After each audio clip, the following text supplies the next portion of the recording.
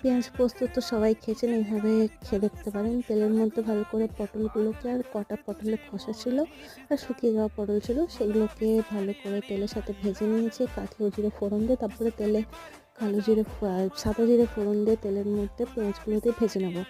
আর ওই যে ভেজে রাখা পটলগুলোকে পোস্তর সাথে বেটে নেবো। পেঁয়াজটা যখন নরম হয়ে যাবে, নুন আর হলুদ দিয়ে একটু ভালো করে ভাজবো। যখন একটু নরম হয়ে যাবে তখন ওই পোস্তর পেস্টটা দিয়ে ভালো করে নাড়াচাড়া করবো। একটু নুন চিনি দেবো টেস্টের জন্য, ব্যালেন্স করার জন্য। তো ভালো করে কষে যখন কড়াই থেকে ছেড়ে ছেড়ে আসবে, সেই টাইমে উপর থেকে কাঁচা সর্ষের তেল ছড়িয়ে গরম ভাতের সাথে পরিবেশন করব। নিজেও খান, সবাইকে খাওয়ান, জানাবেন কেমন লাগছে। গরমে এক থালা ভাত এটা দিয়েই খাওয়া যাবে, মনে হয় না অন্য কিছু আর সাথে লাগবে বলে।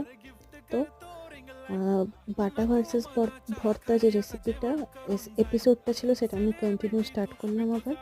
ভালো থাকবেন।